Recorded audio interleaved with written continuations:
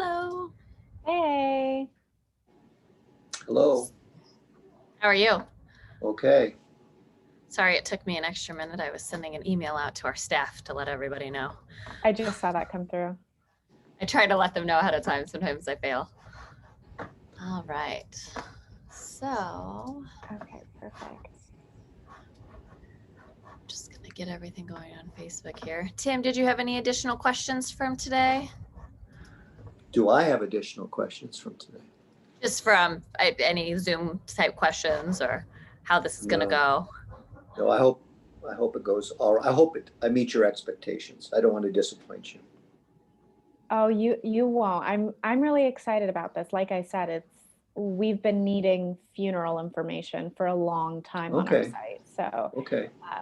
And to have, someone who's more a part of the Elkhart Goshen community is fantastic. Yeah. So Okay, so it'll just be a few minutes. I'm just pulling some information so I can get the live started and named and have all your information on there. Okay. So just bear with me while we get everything set up. Perfect.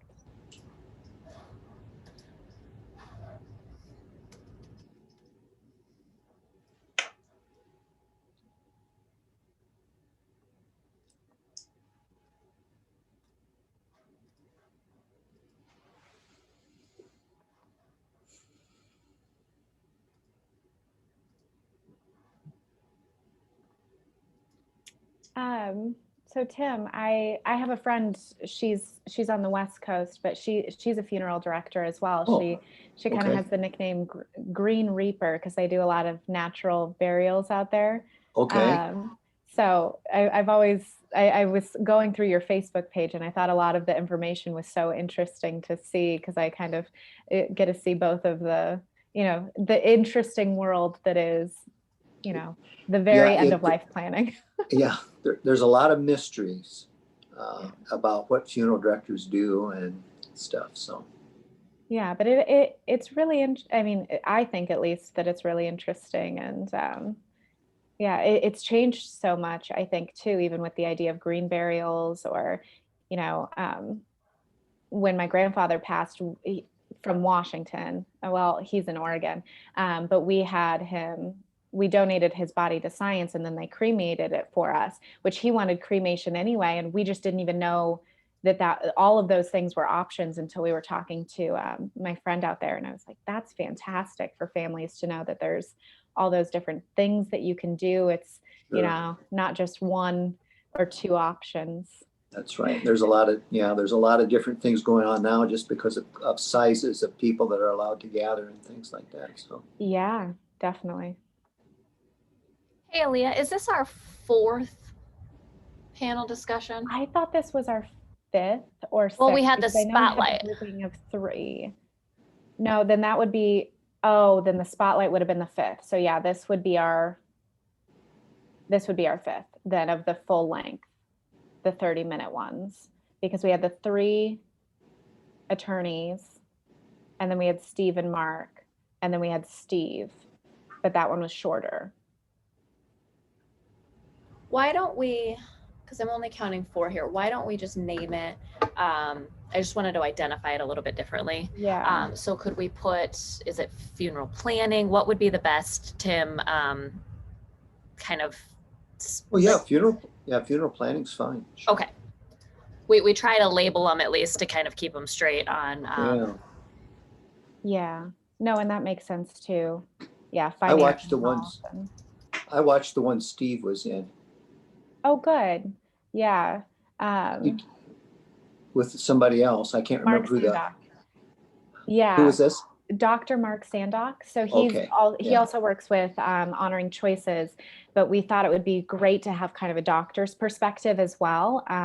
Sure. And we're actually going to have them come back on to look at advanced care directives in detail. So like you and I today, a lot of what we're talking about, like I said, is the more broad overview. And then we're going to have your contact information and your social media and things that you can share it on so that people can contact you directly for more details. Okay. And that's kind of the one that you saw with Steve and Mark Sandock, it was, they discussed the documents, but not in detail. They said these are the documents, but they didn't say specifically what each one did.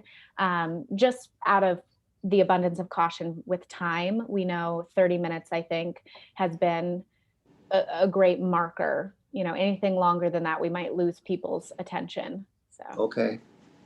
Elleah, quick question for you. I'm going to put it on speaker view. And then are you planning on introducing me? Because I'll just pop in. And if not, are you going to manage the comments, however you want to do it? I'll have you pop on for the comments from social media. Okay. Because I think that's, perfect and where we left off with that, and as like a good going forward thing.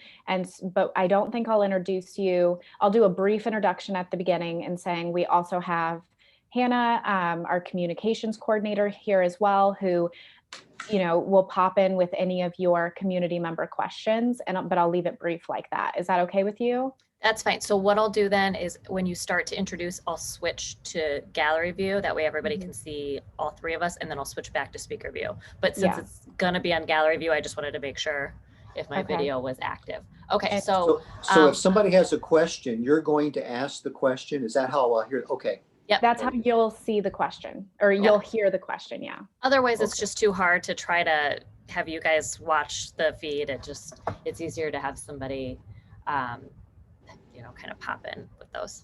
So, okay, I'm going to go ahead. So everybody, I'm going to go ahead and go to the live now.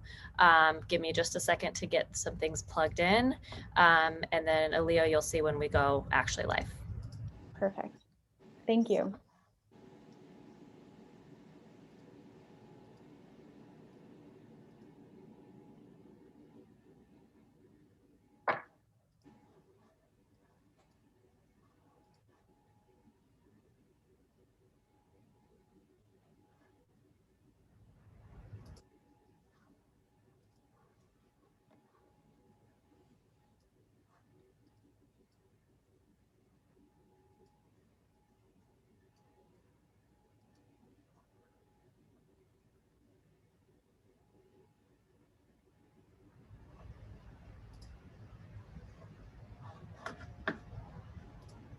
Hi, everybody. Thank you so much for joining us today for yet another panel discussion here with Center for Education and Advanced Care Planning.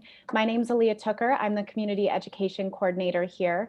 And we also have Hannah Nichols, who's our Communication Coordinator. She will pop on if any of you guys in our community have questions that you want to comment below throughout the entire presentation. And then we also have Tim Yoder here as our special guest today. Tim's been a licensed funeral director in Indiana since 1976. He works at Yoder Culp Funeral Home in Goshen. He's been there since 1974. Really a homegrown Indiana guy here with his Purdue University and Indiana College of Mortuary Science. So we are just so excited to have someone who's been on the policy board for National Funeral Directors Association and a past president of Indiana Funeral Director Association as well. So Tim Yoder, thank you so much for joining us today. I'm going to jump right into the first question because I am sure this is going to be something that we get quite a few questions on in this field. So in your profession, what would you say people need to bring to you? What should they be prepared to discuss when they come to your office? Yeah, people come for several different reasons. Sometimes they come because there's been a death. And so we know that the death has happened, and we'll give them the kind of information like, well, if you want to put a picture in the newspaper, bring your picture along. We always need a social security number. Sometimes people do not know some of the information that goes on a death certificate, like their mother's maiden name, those kind of things. But for the most part, people know that kind of information.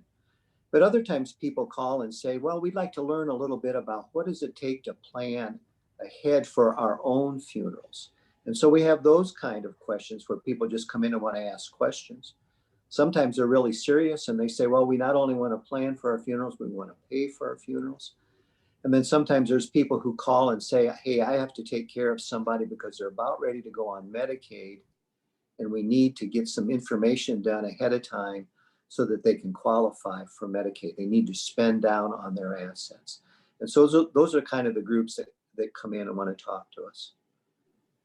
Wow. So, I mean, that's very, very diverse in kind of what you see. And it's definitely not a one size fits all, is what I'm hearing. No, it isn't. It isn't. And I think the people who come in and want to plan their own funerals are usually kind of the more interesting kinds of things, because they show a lot of courage about wanting to do that. And oftentimes they do it, I mean, for a lot of different reasons. But for the most part, they want to do it because it relieves their family from having to make decisions. And also, for if they pay for it, for the family not to have the financial responsibilities for their funerals. Wow, I love that word, courage. Something that we discuss a lot with our community members here and in past panel discussions has been the idea of forward thinking and planning. So to hear that word alongside that planning, I think is very necessary, because it does take a lot to understand what your own wishes might be. Is that right? It is. And when you're asked to go, especially, we don't necessarily have people come in, we can go to their homes. But when somebody calls you and they want you to come and they are dying, and they know they are dying, and they want to talk about their funeral, oftentimes they're more willing to do that than the family members around them are willing for them to do that. I think those are some of the not only the most interesting kind of things, but also some of the most courageous things you see when people are willing to talk about their own deaths, knowing that it's pretty imminent. Yeah, and going along with some of what you just said there, that kind of leads to the next question, which is that I'm sure there's challenges that you face in your profession, and what are some of those challenges that families face in that field when they come to see you, and how then might you overcome those challenges? Well, sure. A lot of times funeral directors don't get very good press in the movies, and a lot of the things you see in the newspaper and stuff, they talk about the people who have kind of gotten off the rail and done some things they shouldn't have. And so I won't say that all funeral directors are perfect. Just like every profession, I think they have the people that do things that they shouldn't do. But for the most part, we see people that we have known in our communities. I mean, I see people over and over again and their families over and over again. And so we're kind of a known entity.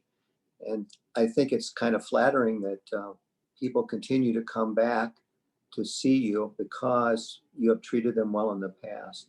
And so for these movies and stuff that depict funeral directors in a not a good light, I think people need to realize that for most funeral directors and their businesses, they're all about taking care of people and doing it right, because they not only want to do that one funeral, but they want to be involved in every funeral that comes up in that family. And so they want to do the best job they can, and that they want people to feel like they've been taken care of well too. Yeah, and that's, goes right along with the fact that you're Indiana homegrown and you've been in Goshen for such a long time. I'm actually going to interject here and have Hannah ask an audience question that we received on the Facebook Live post. Hannah, if you want to step in. Great. So someone asked, how does Medicaid affect funeral planning versus private pay? Okay. There was a couple of different questions. Medicaid does provide some finances for people who are on Medicaid for their funeral expenses, but it's a limited amount. In Indiana, they provide $2,000, $1,200 for the funeral home, and $800 for cemetery expenses. In addition to that, they allow families to contribute $1,950 for funeral expenses and $200 for additional cemetery expenses. And it's limited to those amounts. If you spend more than that, then you lose the benefits that come from Medicaid. For people who are about ready to go on Medicaid and have assets, oftentimes they're encouraged to spend down so they qualify. And so you can put money aside for your funeral, and you can put money aside for your family's funerals too. So if we have a couple and one of them is in healthcare and they divide up the assets and they're spending down the assets of the person in the long-term healthcare facility, Medicaid will allow you to pay for the person in the healthcare facility and that spouse out of the assets of the person in the healthcare facility. And so both of those funerals can be paid for ahead of time, but they have to be put into a trust. And the trust has to be irrevocable, meaning that that money can only be spent for those funeral expenses. They can't be spent for something else.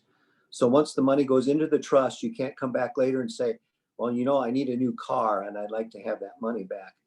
It has to be used for those funeral expenses. I hope I answered that question that they asked. Wow. You answered that question in a very concise, clear way. I appreciate hearing that, because I think those are some of the questions and answers that we aren't even sure we have until we get to the point of funeral planning, right? Which goes back to what you said about planning before the situation happens, and forethought. That's right. And the nice thing about doing a funeral trust in Indiana is 100% of the money stays in that funeral trust. And in Indiana, it has to be guaranteed except for cash advanced items, meaning that the services, the caskets, the vaults, whatever they pick out that is provided by the funeral home, have to be guaranteed at the time of need, even if the money doesn't grow over time enough to cover those expenses. And it's a really consumer friendly way that Indiana does that. Some of the other states, I don't think, do as good a job as Indiana does in protecting the funerals that are being planned and paid for in advance. Well, thank you for that. I'm actually going to have Hannah pop in again. You're very popular, Tim. We've got another audience question here today. Oh, okay. Yeah, so someone from the audience would like to know, what is the average cost of a funeral today? Yeah. According to Federated Funeral Directors of America, who does accounting for funeral homes all across America, and they exclude cemetery costs because cemetery costs vary so much. Even in northern Indiana, Goshen prices at cemeteries are much less than cemeteries in the South Bend area. But they say that the average funeral is about $9,000, excluding cemetery expenses. And that's for a person who has been embalmed, and they have a visitation, they have a funeral service, and then some kind of disposition. And it could be cremation after that. It doesn't necessarily need to be earth and burial. But that's what the Federated Funeral Directors of America have put the price at. Wow. That's definitely good to know. I'm glad that someone has asked that, because I think there's a fear of the unknown, especially when it comes to finances. And that, again, just goes to show that planning ahead can be the best option, even financially, for families as well. So I'm going to go into the next question that we have. What are some common misconceptions, whether it be financially, like I mentioned, or other misconceptions that people have about your field? I know you mentioned the movies kind of making you out to be the bad guy. How can we combat those misconceptions? Yeah, I think it's kind of like people look at Congress in Washington, D.C., and they have about a 15% approval rating. And yet everybody loves their own congressperson, but they think the rest of them are not worth a whole lot. I think sometimes funeral directors are looked at the same way that Congress people are looked at. People like their own funeral director in their hometown, but they don't necessarily like the group as a whole. And so I think because funeral homes are one of the last small businesses in America. I mean, growing up, there used to be 38 grocery stores in Goshen. They were family grocery stores. And of course, now we've got a Kroger's and we got a couple of Martin's grocery stores. And so those things changed. The locally owned hardware store isn't there anymore. The small time pharmacist isn't there anymore. So a lot of these small businesses have been swallowed up. But still, funeral service for the most part is a small business. And they are locally owned, and they're the kind of people who support the Little League teams and all the fundraising that goes on for all of the not-for-profits that are located in those communities. And so most of the time, the people who work at the funeral home are involved in local service clubs and in the veterans organizations and in churches. And so you get to be known and you get to be trusted. When you know people, then you decide whether you're going to trust them or not. And I think we have a lot of trust. And when I hear people say to me, I don't know how we would have gotten through this experience without your help, I find that pretty gratifying. Definitely. I mean, everything that you just said there are, I think, things that people don't necessarily think about. Like you said, they think about the movies and the bad guys, and they think about the negative connotations, where in fact the idea that you've been in Indiana and you've been with the same, funeral home for so many years, you really are ingrained in our community, and you have a face that the community sees every day, that shops in the same area, that supports all of those things. And that makes it a lot less intimidating, I think, for hopefully our community members then to reach out and ask Tim any additional questions or more specific questions, even after this live. Tim's going to be here for a long time, it sounds like. So definitely ingrained in our community. Do you care if I talk about something I've got on top of mind? Or, Oh, of course, of course. This is a great discussion. sometimes people don't realize, and I've had people come in and they were planning their funeral, and they'll say to me, the reason they're doing this is they don't trust their children, or they don't have somebody that will take care of them because they're pretty much alone. And so there are options for people who have trust issues within their family, or they are alone, that they can choose a person to be responsible for their funeral. And even if they have family, these people can supersede the rights of family if they do certain things.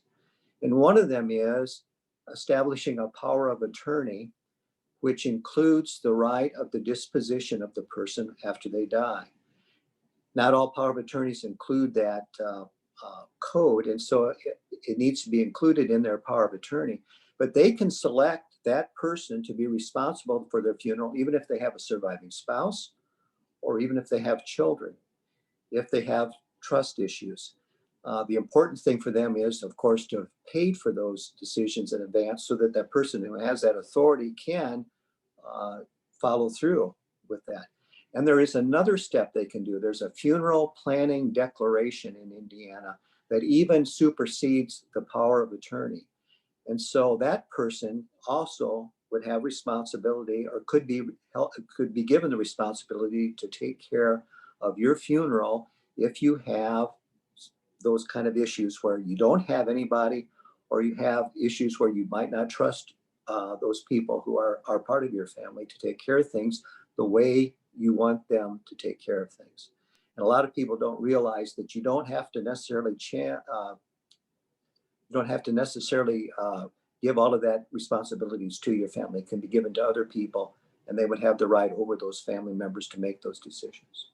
Wow, that's absolutely incredible to have that information. And for our community members that have watched previous webinars, that sounds very similar to the idea of planning and the forethought with advanced care directives, and just going that step beyond and being aware that there are documents like Tim just mentioned that are very specific to funeral planning. We will in the future provide the links below under this. I will get them to Hannah, and she will whiz them right underneath in the comments. And of course, Tim is here for any additional specific questions to ask as well. It sounds like we do have another audience question. So Hannah, if you want to pop on. Yeah, so someone in the audience is wondering, do you think that young people are going into your profession today? They are.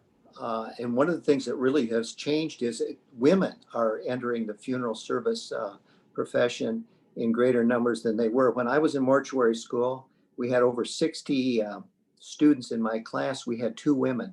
And now most of the classes the majority of them are female. And so that is something that has really changed.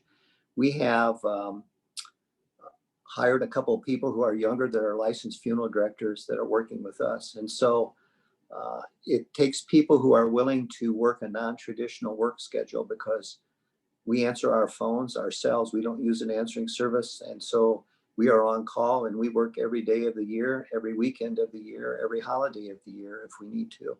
And so it takes people who are willing to work unusual hours. And sometimes that's a turnoff for people who want to work an 8-hour day and then be done with it, because that's not the way things work in most funeral homes. That's a great response. And I think there's another question as well. So Hannah, you're just on a roll here. Yeah, I love the audience interaction, so keep them coming. So our next guest wants to know what type of benefits are offered for veterans in our community. Yeah, veterans benefits, unless you're retired military or have kept your life insurance that you had when you were in the military, there aren't a whole lot of benefits. Everyone who has an honorable discharge has the opportunity to receive a free flag. The monument or marker at the grave is given to you free, although you do have to pay for the installation. Some counties provide benefits to veterans. In Elkhart County, if you have a valid discharge, you get $100 from the county. But the benefits are real unless you die in a VA facility, and there are some travel expenses sometimes they pay. There aren't a whole lot of benefits for a veteran. Wow, that's definitely good to know. I know we have a lot of veterans in the community, and even just the idea with the flag and some of the respect and things that the state of Indiana and counties overall offer, I think is no small feat for the heroes that we've had in the military. I'm going to move on to the next question as well, because I know people are just eating you up here, Tim. They're so excited to have this information. So, do you have any personal experiences or compelling arguments that have influenced your thinking around this end of life field, like your field? I'm always amazed at the people I think that should have known that they should have done some planning because they were pastors and had worked with people and have done funerals. It seems like people who should be doing that kind of advanced planning don't do that advanced planning. And so the death happens, and I think, oh my goodness, nothing has been done. Um, Anytime I have met with a family and they have had the experience of where the person has done some planning and has made some suggestions, I have never heard anybody say, well, nuts. Mom and dad planned and paid for all of this and we didn't get to do anything. I've never heard that response. But I've had people who've come in and said, geez, I thought mom and dad they told us they had taken care of all of this and they hadn't. And so I hear those kind of responses too, the disappointment because they think things have been taken care of and they haven't been taken care of. I think that's beyond compelling. Our community members like myself that are in the millennial generation, Yeah. we do expect that things have been done with our parents, and I'm sure our parents thought that their parents had done it before them. And it's very good to know that there are options for us to take charge of now.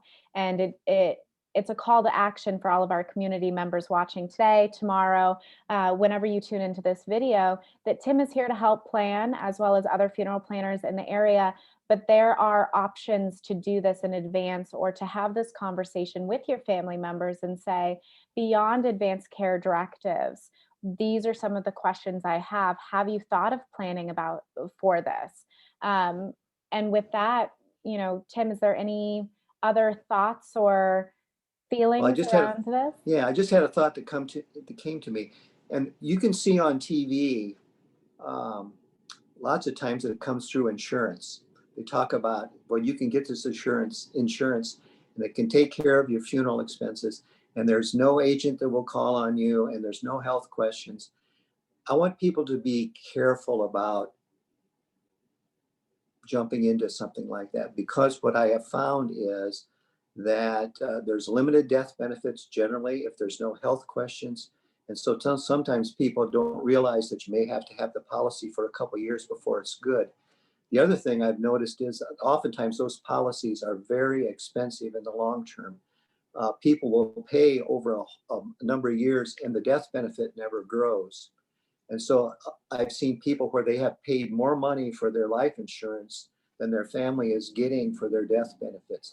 So my advice to people is to stay away from anything you've seen advertised on TV and trust a local. If insurance is something you want to do, trust a local person that you know who lives in your town that you can get answers to and you can go to with questions. Do your insurance that way. Don't buy it over the TV set or through a newspaper advertisement because those generally are not very good policies. And I'm a little disappointed that some groups like retirement groups, AARP and stuff, push some of those things, and I don't think they're very good products. I would just say be aware of what you're buying And if it sounds pretty good or it sounds too good, it's probably not what you should be doing. I think that that's another excellent point. The idea too that what you deal with in your field is very intertwined with all these other fields out there, whether that be insurance planning and the death benefits and or advanced care directives and honoring choices that we have in the local area. That all of these planning pieces and all of these different fields really are intertwined and go together. And locally, we can find a lot of these resources. And I think that that's a great point to state that locally, we have the expertise and the trusted advisors. We've had a few of them on these panels, and to have you join them it's been amazing to be able to say, you know, these are all of these different fields that are related to end of life. Here's how they're intertwined. Here's how planning for even just one can lead to another. Whether that be, you know, someone coming to you for funeral planning and then deciding that they want to do insurance for themselves, or plan their funeral in advance, all of those different fields. I know that we have one more question, so I'm going to have Hannah pop on and ask that before we finish up.